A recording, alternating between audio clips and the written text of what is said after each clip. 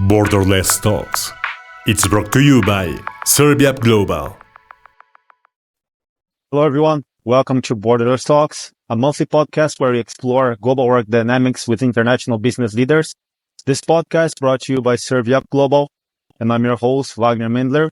This is episode 3, top global expansion mistakes to avoid in 2025, and we are delighted to have Klaus Wehage join us today. Klaus is a global expansion expert, founding partner of Global Class. The company, through management consulting services, has a proven playbook of global expansion that builds a bridge between strategy and implementation. He is also an advisor, co-founder of 10X Innovation Lab, and co-author of the Wall Street Journal bestseller called Global Class: How the World's Fastest Growing Companies Scale Globally by Focusing Locally. Welcome to the show, Klaus. We're very happy to have you here. And let us kick off the show by getting to know you a little bit more. Can you tell us a little bit about yourself and your career? Sure, of course. So my name is Klaus Wehage. I am based in Silicon Valley, and I've been here for about 11 years. Before coming to the Bay Area, I also had a global career where, in particular, my experience in Vietnam is very relevant to today's topic. I was a part of a market relaunch team, I would define it to be, for Carlsberg, one of the biggest beer brewing companies in the world. And they have been in Vietnam since the mid-90s, and still in 2011, not very successful. So I've been inside the corporate machine to kind of see how companies are not doing things right. And then post that work, I transitioned to build my career in Silicon Valley, where most of the work that I've been doing has been focusing on helping companies scale into Silicon Valley. So really helping tech-enabled businesses successfully break into and enter into the Bay Area. And a lot of that work, we've seen a lot of mistakes being done all the time from companies.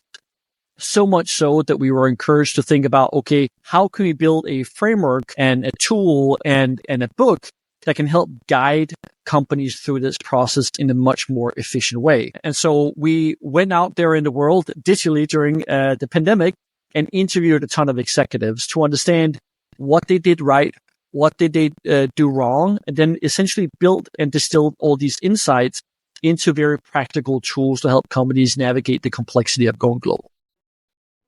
That's absolutely amazing. And, this kind of reverse engineering, like the best way to go. You understand how things are going. So do some interviews to understand what you can do to help them. So talking about Global Class specifically, how it came to be, like how was the idea, how it came to be the Global Class specifically? Yeah, so the idea is morphed and came a little bit out of the 10X Innovation Lab that I referred to a little bit earlier, right? So for many years, for the past decade, I have been essentially running an accelerator in the Bay Area where we partnered with the international governments and helping their companies and start to get better prepared for global expansion and growth. And from that, again, we saw these patterns of mistakes. And then we started to research the book that ended up being Global Class. And that's where the company Global Class then turned to be, essentially, right? What we wanted to do post-publishing the book was that we wanted to kind of test these tools and try them inside organizations. So essentially working with very fast-growing businesses that are raised hundreds and hundreds of millions of dollars. And in that work, essentially going through the process of helping them to understand how to effectively launch in new markets. And so that's where sort of the consultancy business came about. And sort of the message that we do and give to companies is that we want to help companies grow from $1 billion to $100 billion through global expansion. And where oftentimes we come into companies, they often have an aspiration for going global, but don't really know the pathway of doing so. Let alone what often also happens is that a lot of companies are misaligned around the priorities around going global. We often speak in terms of like growth levers when we meet with executives and the CEO and the C-suite. And oftentimes global expansion is the third growth lever in terms of priority, where there's 3. There's new markets and there's new segments and then there's new products, right? And unfortunately, oftentimes new markets is the lowest priority, which then leads as a result in terms of, lowest in terms of resources, lowest in terms of time and attention, and thereby also increasing the failure rate of companies. Awesome. This industry, global expansion industry, startup industry, this was something that always had an interest for. You always was interested in this kind of industry and topic. or was this something that, just happened in your life? So I honestly, from the very, very young age of my sort of like growing up, I've always had the interest of building a global career. Granted, I remember the early days where I was watching MTV and I was watching MTV raps and the beach parties and everything. I always wanted to go out there in the world. Obviously, I didn't know that it was going to translate to specifically global expansion, but building a global career has always been an interest of mine because I've always been inspired by things happening out in the world, and I also learned English in a very, very young age because I was watching all these English TV shows, right? So the aspiration of building a global career was certainly there from the onset. But when I started to kind of study at like high school and everything, I always chose like business, and I always chose global business. And so when I was doing my thesis, my expertise and focus was actually global expansion. So it was sort of a very intentional effort from there to really learn about, oh, great, you're a successful company in Denmark or in Brazil or wherever, but how do you actually translate that to international markets? That's a very, very hard challenge, but it requires a certain shift inside an organization, right? So certainly it's been a passion of mine from sort of the early days to kind of build this international career that I've got to this point. Yeah, this is something that makes a lot of sense because we see lots of companies that they are very mature companies. They succeed a lot in their home countries, but then they think, okay, but the next steps will be to explore a new market. And usually they tend to try and go, for example, to Latin America or emerging markets because of the cost effectiveness and everything. But they don't realize lots of times that it's a very different culture. It's a very different country. Everything is very different. So, regardless of them being a very successful and mature company in Europe or United States, for example, this doesn't mean at all that they have experience, or what they need to succeed in this new market. So getting into this specific topic, like why now is the time for global expansion? We know that there are opportunities there, but emerging markets opportunities won't be there for long. Pandemic caused the boom in remote working, companies looking, abroad for expansion. But we know that this is something that they need to tackle right now because it won't be there for long, or they can, I believe, lose track of time or lose momentum if they do not act accordingly. Yeah, I think one of the big mistakes that I often see companies sort of looking at is just almost like tapping into global talent. I don't think that's the only part of that journey, in my opinion. I think actually companies can be much more strategic around tapping into global talent, meaning that also using them as insight into these local markets to kind of see the opportunity for scale. Now, unfortunately, I don't know if you see that as well, Wagner, is that they just want to do low cost resources, find great talent that can help just set help them build the existing business instead of actually seeing how can they be driver of new business. Not just in terms of new markets, but even also for innovation itself, in itself as well. And so oftentimes I think there's a failure in where they're not getting the insights and including them as part of the process of company building. And so oftentimes when we engage with companies, they say, oh, we're hiring teams here, we're hiring teams here, we're hiring teams here. Then I ask them, are these also markets for you? Oh, no, we just want to have people, engineers here and a little bit of customer service here to support these other markets. But in fact, they should actually, in my opinion, be a little bit more strategic and also thinking about market opportunities as well. I've had so many conversations with companies that, don't even know where their employees are as well, right? So for example, one of our leading clients here, that's a very big neobank, billions of dollars. About 5 months into the project we were working with them on, they said, oh, we actually have about 100 people in Germany. The guy that was leading international didn't even know that, to be honest. And so when people driving international efforts don't even understand what the talent are, how can you not be strategic around these things and actually leverage that talent for potential discovery, for potential launches in new markets in a region that might be of strategic importance, right?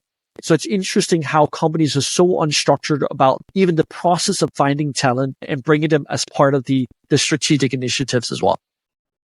Yeah, absolutely. Sometimes companies, they have like a gold mine in their hands. They have specialists within the country, but they are not using it.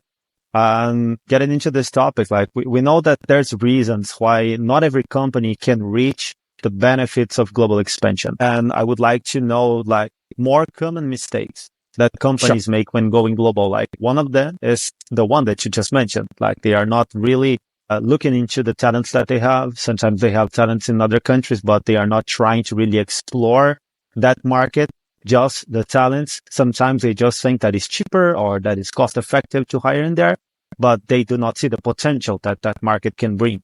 What are the other common mistakes that you see? I think one common mistake that we always see is that there is a board mandate or a CEO mandate to go to a specific country without understanding the country, right? It's top down saying, okay, great. We're an American business. We should go to the UK because everybody does it essentially, right? And I think that's a common mistake that's far too often happens, because if you choose a market already before understanding the market, how can you know if you can be successful in that market, right? So by the simple fact of actually doing discovery, it can significantly increase your probability of success in your market. So part of that is bias of when it comes to market selection. The other part that we also see as a mistake is the lack of ownership inside an organization.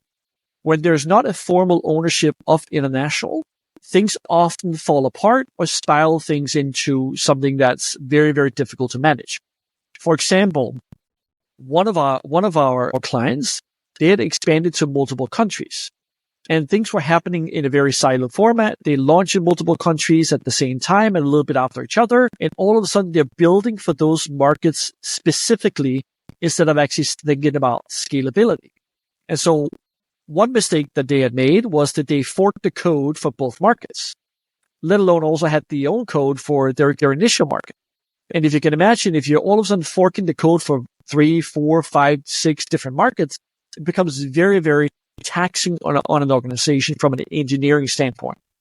Let alone also, you can't effectively leverage the localizations that you're making for, let's say, for Germany to France, etc.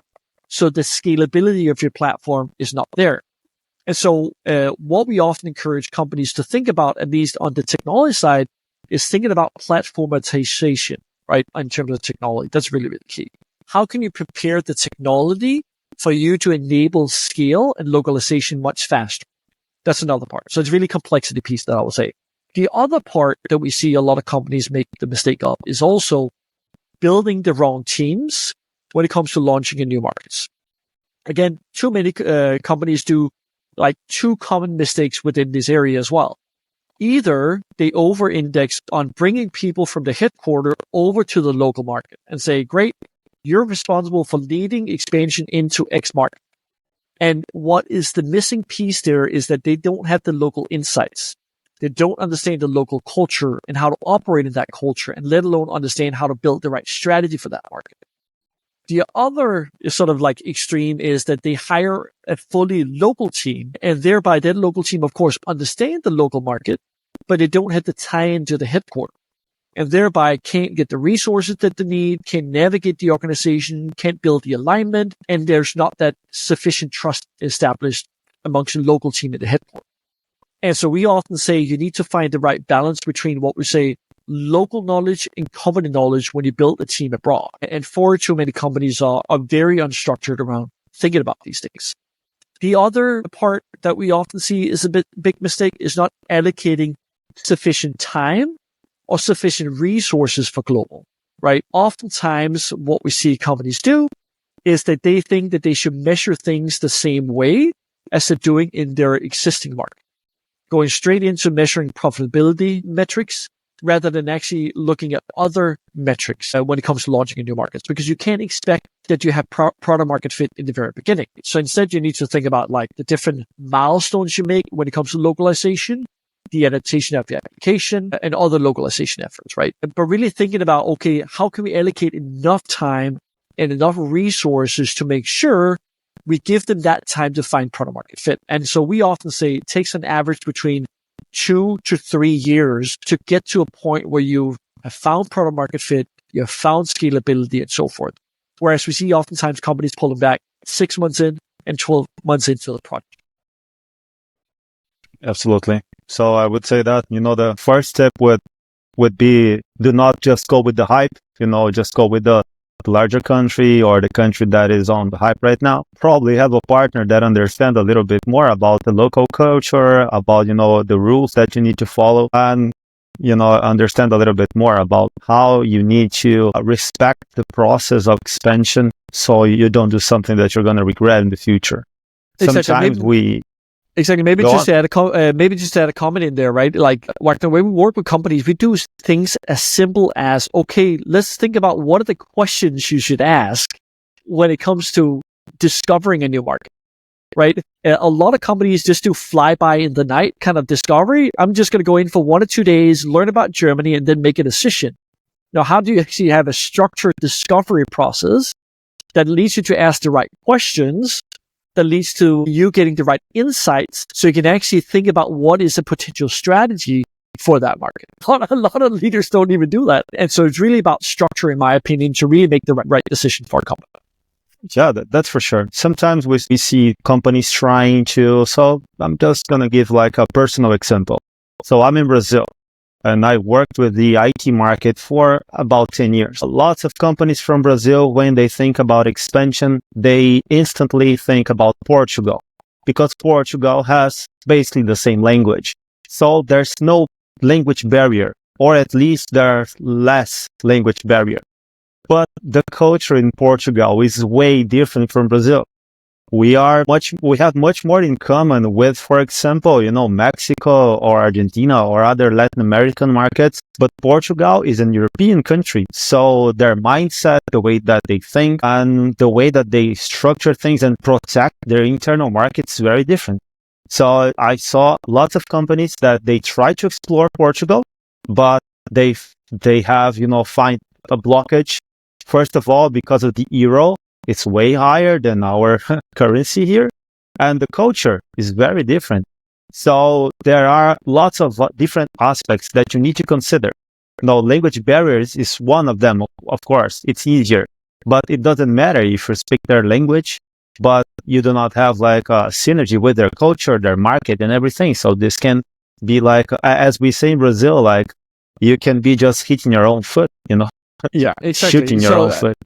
Exactly, and that's what we call language bias or geo bias, basically, right? When you launch in new markets, and we see that even for American companies as well. They typically say, "Great, we're in the US. Let's go to the UK. Let's go to Australia. Let's go to New Zealand. Let's go to these English-speaking markets every time." And oftentimes we ask them why. What is the justification for doing so?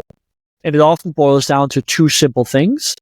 Oh, it's easy because it's English, right? That's one part. The other part is essentially other companies have done it before. Or actually, there's a third part as well.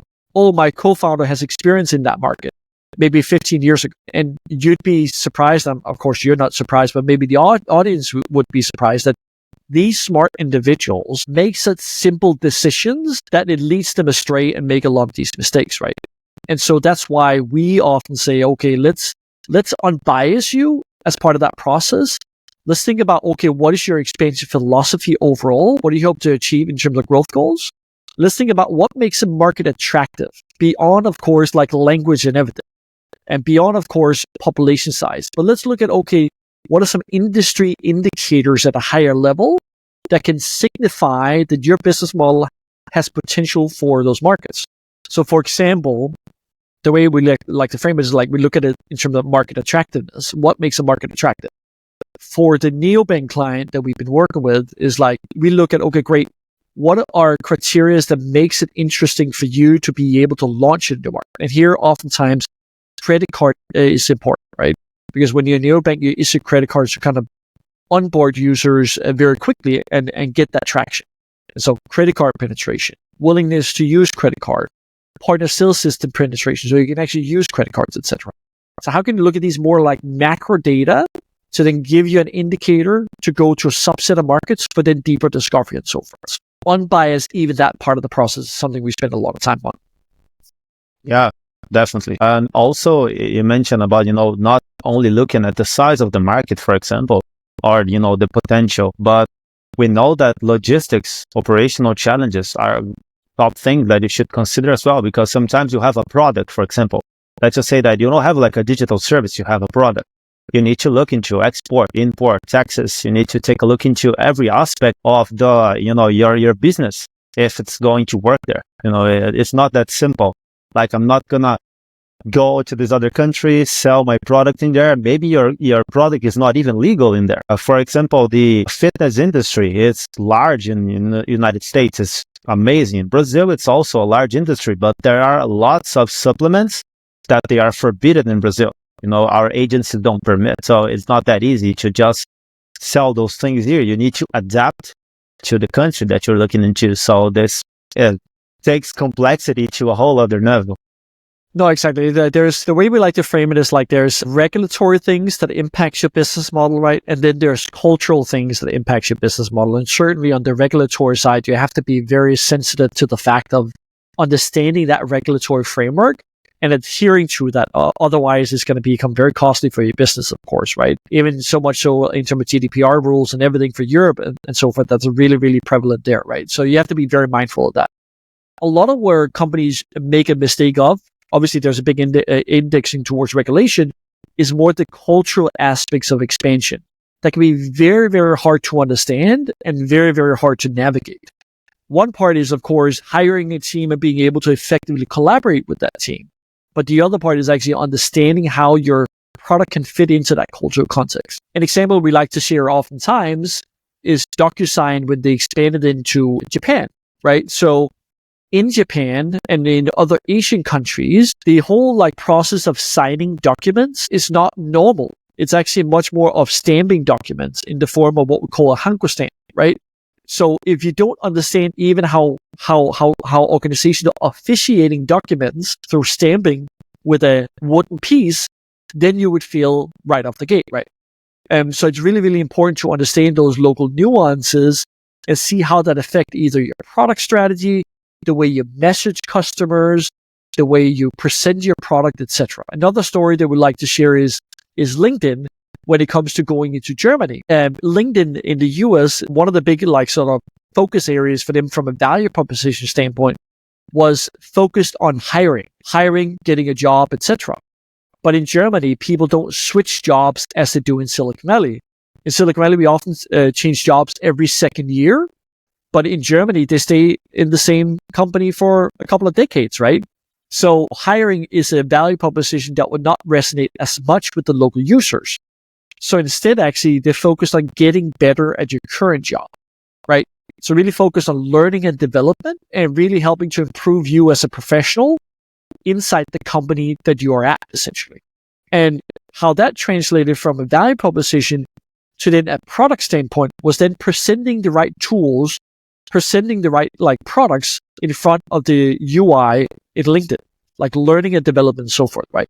So really understanding the culture and how to navigate that and then actually being able to effectively communicate to customers locally is an important part of the process. Yeah, that's for sure. And we know that also, it's really important for companies to know how to measure profitability. Sometimes companies, they try to measure the profitability too soon. Success is not like an instant thing. Even the best markets, you might see profit and revenue targets missed after the first 1 or 2 years. Oh, yeah. So we know that there are more effective ways to really, venture, right, Klaus? Yeah. So oftentimes we spend time on helping companies think about when they have found product market fit in the market. So what we have built is sort of a tool that we install inside organization is called a product market fit tracker. And part of that process is actually being very meticulous around building the right milestones over time. So you're measuring and tracking the right things.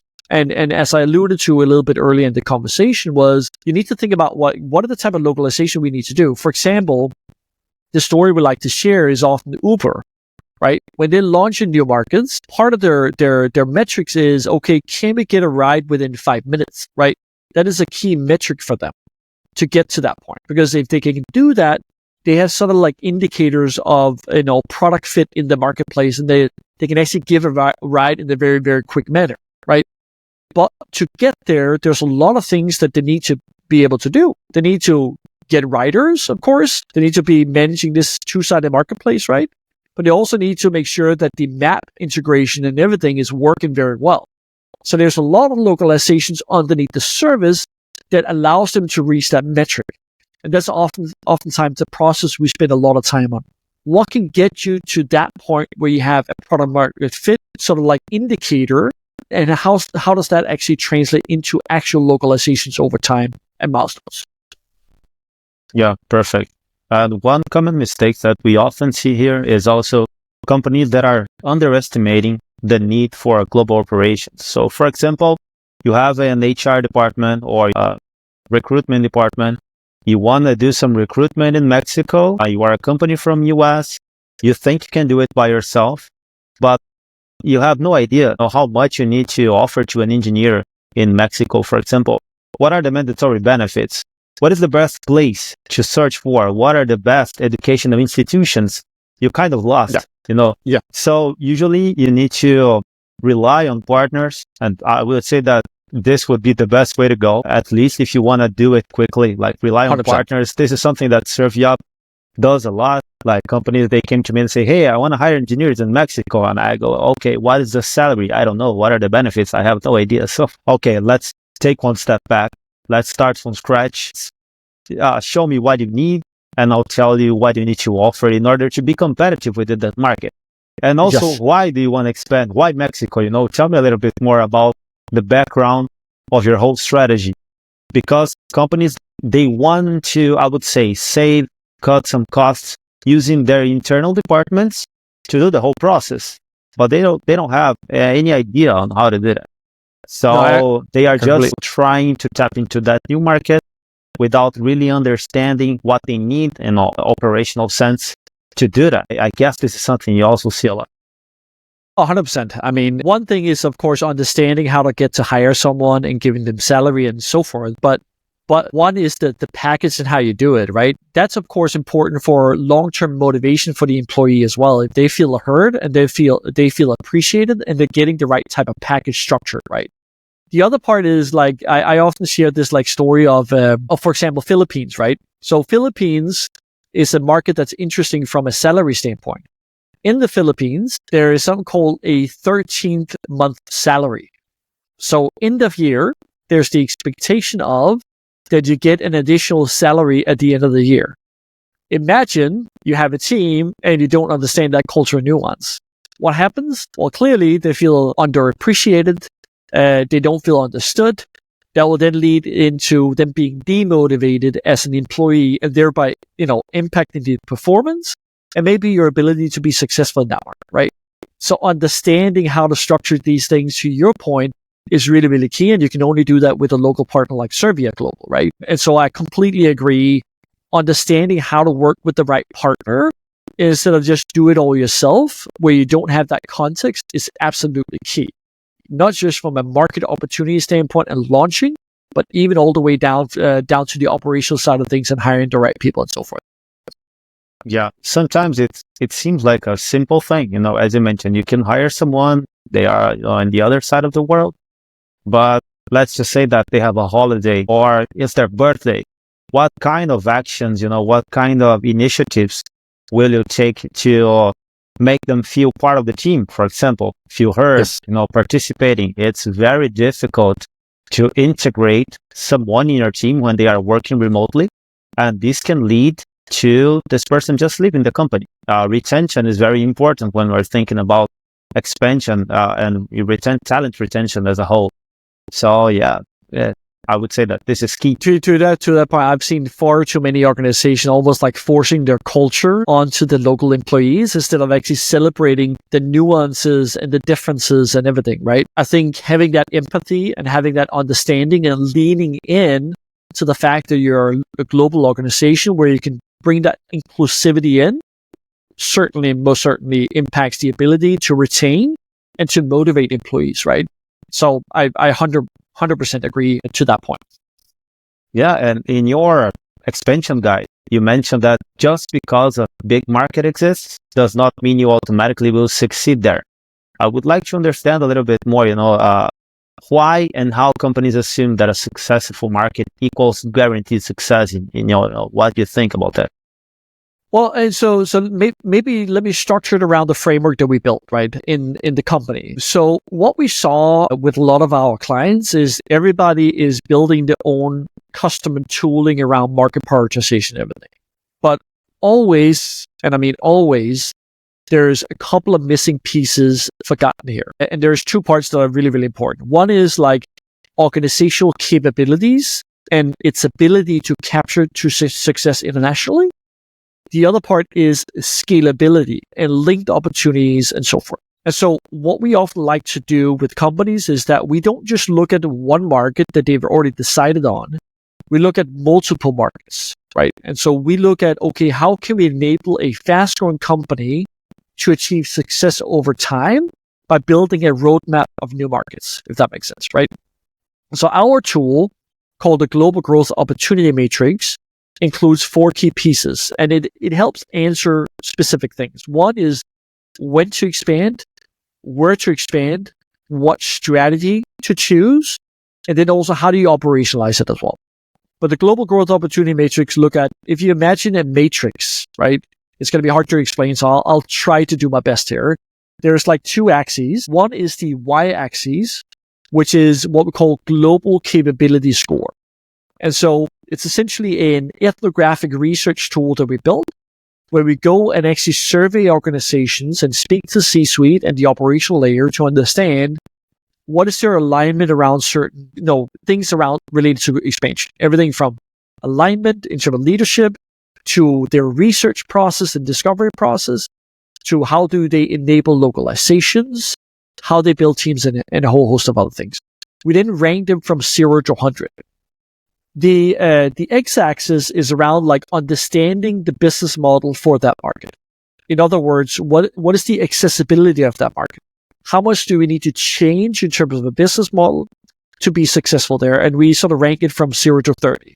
So the further out in terms of 30, the more difficult it is to actually enter and expand to that market. So we have the capabilities versus the accessibility, or in other words, complexity, right? And so the whole idea here is the higher capability score, the more like a box expands, meaning the more complex markets you can take on. So the whole idea is working on internal capabilities to capture external opportunities.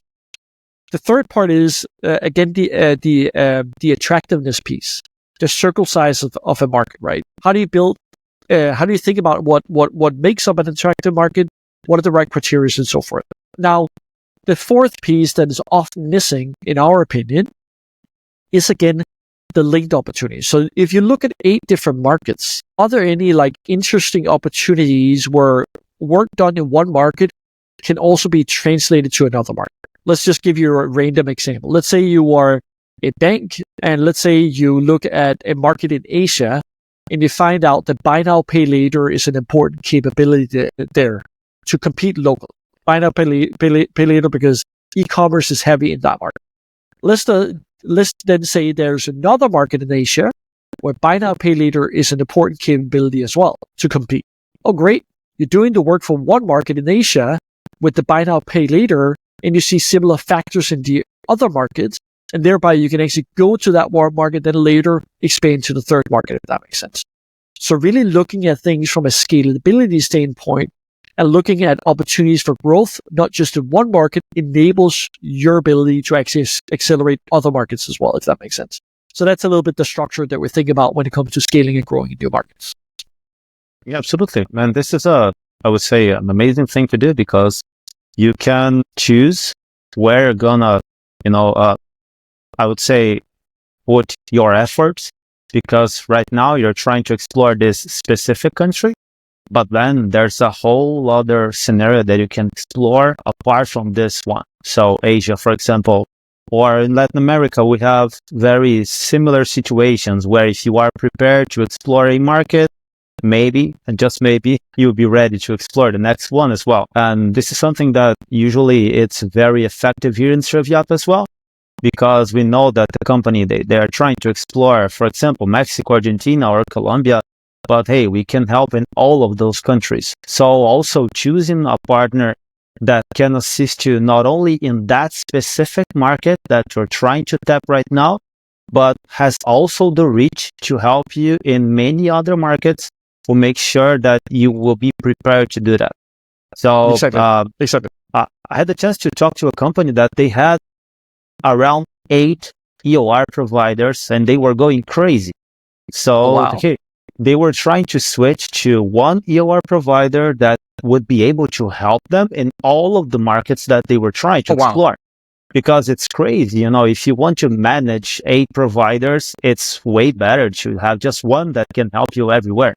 So they just changed to Serviap so they can rest, their minds that they won't need to go crazy just trying to manage the whole operation and it's this whole complexity. Yeah, two points here to that comment that you just made here. One is again, managing complexity, and just the mere fact of having 8 EOR providers sounds insane, right? So it absolutely makes sense to streamline those efforts, absolutely, and having a partner in place that can help you navigate that scalability and talent management in those markets, right? That's one part. The other part as well is that when you build this roadmap of new markets, then you as an EOR provider can actually go and say, great, you are not currently launching in 3 of these markets, but maybe, just maybe, you should think about hiring some talent from those markets. So you can slowly build up the talent base and maybe slowly tap into some insights from those markets. So you can get some indicators so you can learn. So when you're then ready to launch in one or more of these markets, you already have a foundational knowledge about those markets, right? So you can be strategic in the placement of talent and resources instead of just saying, okay, great, now we've decided to go, now let's hire. You can actually be much more mindful and have much more foresight around talent management and hiring as well. Yeah, absolutely. And one aspect that's very important, again, you mentioned that companies, they tend to make very simple and avoidable mistakes. So communication, you need to align communication to, align objectives. So let's just say that the company doesn't have a specific tool for international communication. They don't use Slack or Teams. They just communicate through WhatsApp. They want to expand to China. They don't use WhatsApp. So you need to have WeChat. So how are you going to integrate the teams? It's impossible. So you need to understand a little bit more about that. And this is just one example of mistakes. But can you tell us the mistakes companies make when domestic projects derail the international agenda, stops communication properly? Right. So let me share. I think it's interesting. First and foremost, when you mentioned WhatsApp and WeChat, I remember speaking to one of the co-founders of eBanks, and he talked specifically around how to manage communication back then. I can't remember the full story, but he also mentioned specifically for China and them actually needing to meet the Chinese employees where they're at, essentially, right? And that's the goal for any organization, in my opinion. How can you understand their context? How can you adapt to their style as well, so you can empower them to operate as efficiently as possible as a team and everything, instead of forcing them into your system all the time? So it's really meeting people where they're at, in my opinion, right? The other part, when it comes to communication, one of the companies we like to talk about when it comes to doing things that are a little bit more right, in our opinion, is actually Rakuten. For a long time, Rakuten is a Japanese company. They're a little bit more forceful in terms of top-down communication, right? But he adapted that over time. So at Rakuten, for example, they have something called an asakai, and that means essentially a Monday morning meeting where the founder and CEO sits down and talks through their strategic initiatives, their priorities, and emphasizing also the core values and culture of the organization, right? So they do that. They sit down every Monday morning and do that. And then what happened is that they send out that Monday morning meeting, because not everybody can be on the call because they're in different time zones. They distribute that out for employees to see so that they can learn from their CEO. How does he think? What does he prioritize? What are strategic decisions and everything? What they adapted over time was they allowed for local asakai or regional asakais happening in Europe and in the US, etc. So what then happens is that those regions, areas, then also start to have their own Monday morning asakais, course the session, and then send that back out as well. So all of a sudden you have this feedback loop going on between different regions, where you learn about the overall strategic objectives of the leadership team and C-suite, but then also learn about how this translates into regional objectives as well. And there's an open communication that's very transparent happening and everything, building a stronger glue between and amongst the organization, right? What often happens, and this is often the story we also like to share from Rakuten, is that when you are expanding to new markets and in the context of acquisition, oftentimes communication is the biggest issue for why things fail, right? So the example we share is when Rakuten acquired a company in the UK, what happened there was that the entity was underperforming. It was not doing very well. And they didn't really understand why. And so one of the co-founders, someone we know is the chief well-being officer at Rakuten, he wanted to understand and learn why this is happening. Why can't we get this to operate efficiently, collaboratively with our organization? So he flew all the way to the UK to sit down at the office and learn about why things go wrong. And his initial thinking is that I'm just going to listen. I'm just going to learn. I'm just going to ask questions. I'm not going to over communicate and say this is how to do things right or anything like that. So what he did was he stood in front of all the employees, asked them very high level questions. How do you like to work? What is the culture? All this stuff. Then he mapped it out on the whiteboard, right? All these insights. And then at the end of the meeting, he then translated a lot of these like lessons learned to Rakuten's core values, right? So what he tried to do was to try to build a bridge between that local team in the UK and then Rakuten as an organization to kind of communicate, we're not that different here. We're actually very much the same.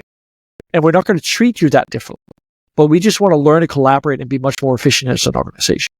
So where often leadership fails, in my opinion, when they grow and expand to new markets is not communicating enough.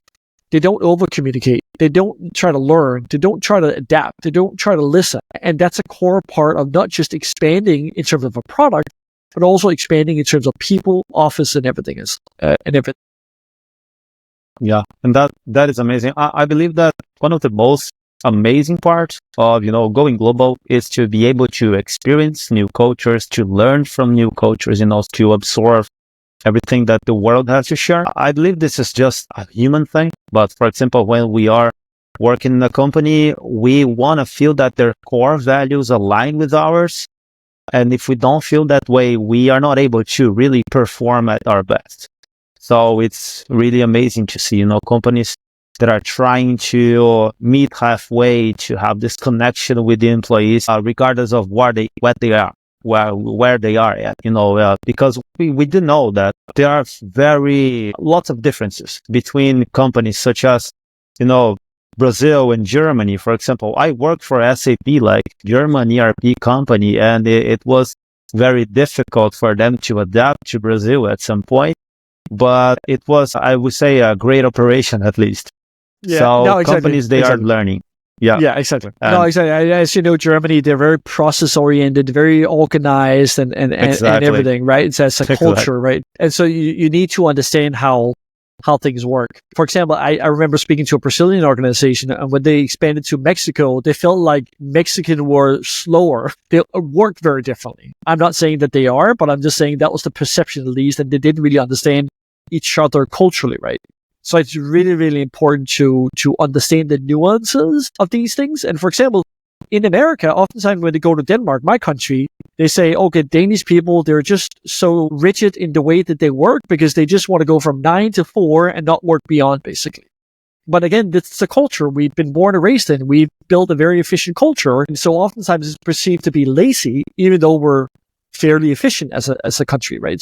So, all these nuances really needs to be understood to have an effective collaboration between teams across border.